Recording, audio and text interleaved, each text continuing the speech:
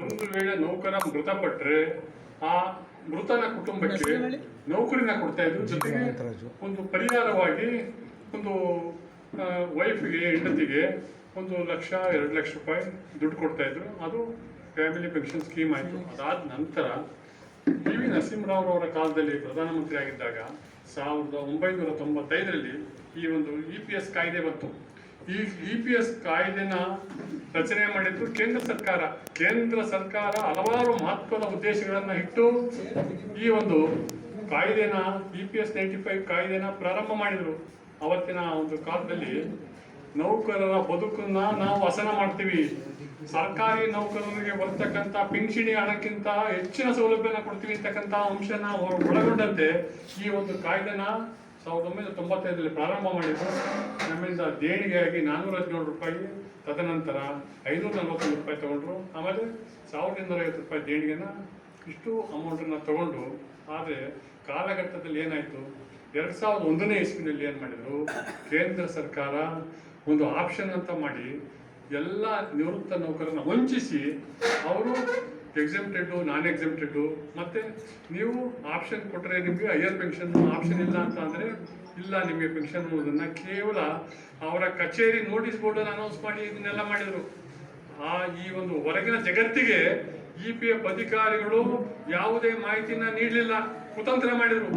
ಈ ಒಂದು ಕುತಂತ್ರ ಮಾಡಿ ಮಾಡಿ ಮಾಡಿ ಇವತ್ತು EPS ನಿವೃತ್ತರ ಒಂದು ದುಸ್ಥಿತಿಗೆ EPF ಅಧಿಕಾರಿಗಳೇ ಕಾರಣ ಅಂತಕ್ಕಂಥ ಮಾತನ್ನ ನಾನು ಇಲ್ಲಿ ಹೇಳಕ್ಕೆ ಇಚ್ಛೆ ಪಡ್ತೀನಿ. ಯಾಕೆ ಅಂತ ಅಂದ್ರೆ, ನಾವು ಕೇಂದ್ರ ಸರ್ಕಾರಿ ಸ್ವಾಮ್ಯದ ಸಂಸ್ಥೆಯಲ್ಲಿ ಕೆಲಸ ಮಾಡ್ಬೋದು ಅಥವಾ ರಾಜ್ಯ ಸರ್ಕಾರಿ ಸ್ವಾಮ್ಯದ ಕೆಲಸದಲ್ಲಿ ಕೆಲಸ ಮಾಡ್ತಾ ಇದ್ದೀವಿ. ನೌಕರನಿಗೆ ತನ್ನ ಸೇವೆ ಬಿಟ್ರೆ ಬೇರೆ ಯಾವುದೇ ಗಮನ ಇಲ್ಲ. ದಿನನಿತ್ಯ ಬೆಳಗ್ಗೆ ಎದ್ದ ಕೂಡಲೇ ನಾವು ಬಸ್ ಓಡಿಸೋದು ಬಿಟ್ರೆ ಬೇರೆ ಏನು ಕೆಲಸ ಇಲ್ಲ. ನಾವು ಅವತ್ತಿನ ದಿವಸ ನಮ್ಮ ಸೇವೆಯನ್ನು ಸಂಪೂರ್ಣವಾಗಿ ಮುಗಿಸುವಂತ ಒಂದು ಮನದ ಸಂತೋಷದಿಂದ ನಾವು ಮನೆ ಸೇರ್ಬೇಕೆ ಹೊರತು ನಮಗೆ ಏನು ಸವಲತ್ತು ಕೊಡ್ತಾರೆ, ಏನು ಇದು ಮಾಡ್ತಾರೆ, ನಮ್ಮ ಭವಿಷ್ಯದ ಬಗ್ಗೆ ಯಾವುದೇ ಚಿಂತನೆ ಇಲ್ಲ. ಆದರೆ ಸರ್ಕಾರ ನಡೆಸ್ತಕ್ಕಂಥ ಜವಾಬ್ದಾರಿ ಹೊತ್ತಿರ್ತಕ್ಕಂಥ ನಮ್ಮ ಪ್ರಜಾಪ್ರತಿನಿಧಿಗಳು ಮತ್ತು ಅಧಿಕಾರಿಗಳು ಇವೆಲ್ಲವನ್ನು ಸಂಚು ಮಾಡಿ ಏನು ಮಾಡಿದರು, ಎಲ್ಲ ಸವಲತ್ತುಗಳನ್ನು ತೆಗೆದುಹಾಕಿದರು. 2014ನೇ ಇಸ್ವಿನಲ್ಲಿ ಹೊಸ EPS ಕಾಯ್ದೆನ ಜಾರಿಗೆ ತಂದರು. ಈ EPS ಕಾಯ್ದೆನಲ್ಲಿ ಏನು ಹೇಳಿದರು ಅಂತ ಅಂದರೆ, ನೀವು ಯಾರ್ಯಾರು ನಿಮ್ಮ ಸ್ಯಾಲರಿಗೆ ಸಂಬಂಧಪಟ್ಟಂತೆ ಹೈಯರ್ ಪೆನ್ಷನ್ಗೆ ಹೈಯರ್ ಕಾಂಟ್ರಿಬ್ಯೂಷನ್ 8.33% ನಿಮ್ಮ ಗ್ರಾಸ್ ಸ್ಯಾಲರಿ ಮೇಲೆ ಕಟ್ಟಿದ್ರೆ ಮಾತ್ರ ನಿಮಗೆ ಪೆನ್ಷನ್ ಕೊಡ್ತೀವಿ, ಇಲ್ಲ ಅಂದ್ರೆ ಪೆನ್ಷನ್ ಇಲ್ಲ ಅಂತಕ್ಕಂಥ ಮಾತನ್ನ 2014 ನೋಟಿಫಿಕೇಶನ್ ಅಲ್ಲಿ. ಭಗವಂತನಲ್ಲಿ ಒಂದು ಶಾಂತಿ ಕೋರ್ಬೇಕಂತೇಳಿ ಕೇಳ್ಕೊಳ್ತೀನಿ. 1 ನಿಮಿಷಗಳ ಕಾಲ.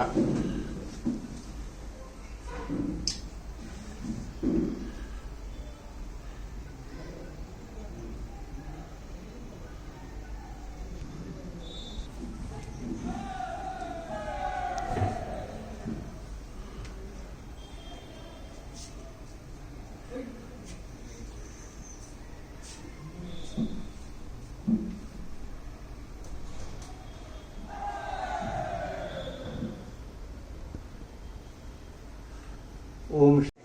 ತುಮಕೂರಿನಿಂದ ಬಂದಿಲ್ವಾ? ಇರಲಿ. ಹಾಗೇನೆ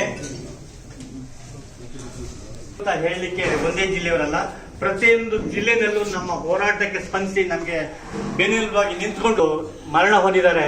ಅವರಿಗೆ ಒಂದು ನಿಮಿಷಗಳ ಕಾಲ ಎಲ್ಲರೂ ಎದ್ದು ನಿಂತು, ಯಾಕೆಂದ್ರೆ ಎಷ್ಟು ಹೇಳಿದ್ರೆ ತಪ್ಪಾಗ್ತದೆ, ಯಾಕೊಂಡ್ತಾನೆ ಇರ್ತಾರೆ.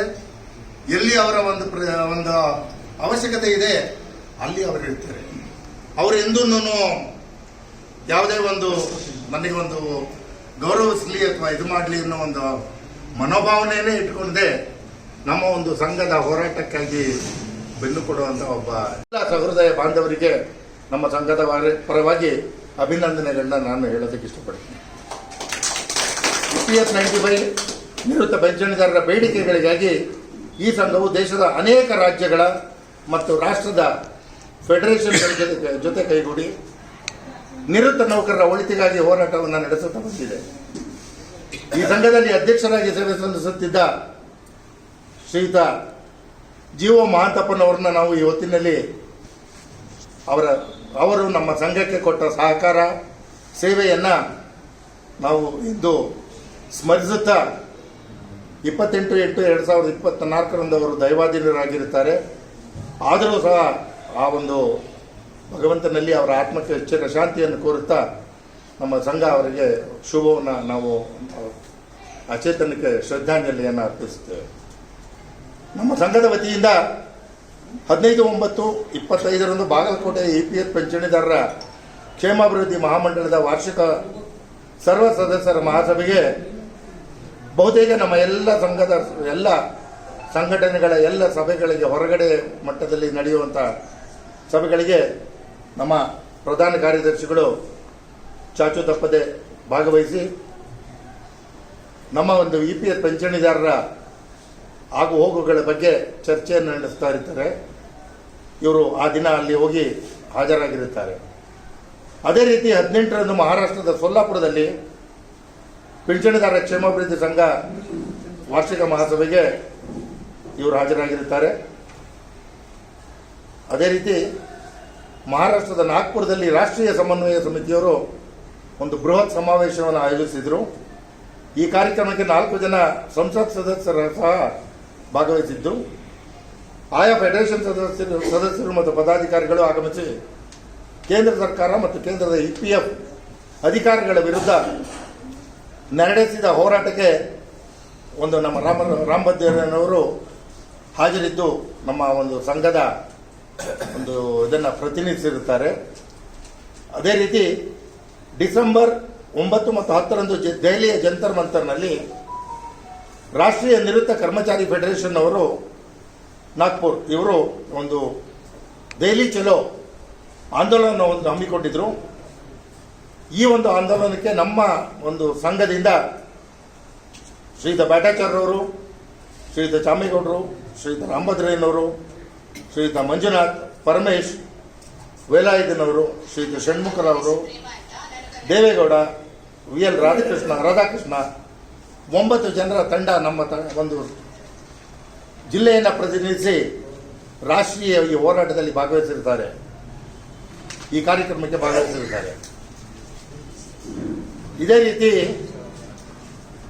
ಇವರೆಲ್ಲರೂ ಸಂಘದ ಖರ್ಚಿನಲ್ಲಿ ಹೋಗಿದ್ದಲ್ಲ, ಇವರೆಲ್ಲ ಸ್ವಂತ ಖರ್ಚಿನಲ್ಲಿ ದೆಹಲಿಯ ಪ್ರವಾಸವನ್ನು ಮಾಡಿ ಈ ಒಂದು ನಮ್ಮ ಸಂಘವನ್ನು ಪ್ರತಿನಿಧಿಸುತ್ತಾರೆ. ಇವರೆಲ್ಲರಿಗೂ ನಾವು ಅಭಿನಂದನೆಗಳನ್ನ ಸಲ್ಲಿಸುತ್ತೇವೆ. ಅದೇ ರೀತಿ 1/2/2026ರಂದು ಮಧ್ಯಪ್ರದೇಶದ ಭೋಪಾಲ್ನಲ್ಲಿ all India united action committee ಇದರ ಒಂದು ಹಮ್ಮಿಕೊಂಡಿದ್ದ ಸಮ್ಮೇಳನಕ್ಕೆ ಕರ್ನಾಟಕದ ಹಲವು ಭಾಗಗಳಿಂದ ನಮ್ಮ ಈ ಒಂದು ಸಮ್ಮೇಳನಕ್ಕೆ ಭಾಗವಹಿಸಿರ್ತಾರೆ. ಪಾಠ ಹೇಳಲಿಕ್ಕೆ ಬಂದೆ ನಾನು. ಅಲ್ಲಿ ಪಾಠ ಹೇಳ್ತಾ ಮುಂದೆ ನಾನು ಎಲ್ಲ IT ಕಂಪ್ನಿಗಳಿಗೆ ಕಮ್ಯುನಿಕೇಷನ್ ಎಕ್ಸ್ಪರ್ಟ್ ಆಗಿ ನಾನು ಅಲ್ಲಿ ಇವತ್ತಿಗೂ ನಾನು ಕೆಲಸ ಮಾಡ್ತಾಯಿದ್ದೀನಿ. ಎಲ್ಲ ಲೀಡಿಂಗ್ IT ಕಂಪ್ನಿಗಳಿಗೆ ಇವತ್ತು ಕೆಲಸ ಮಾಡ್ತಾಯಿದ್ದೀನಿ.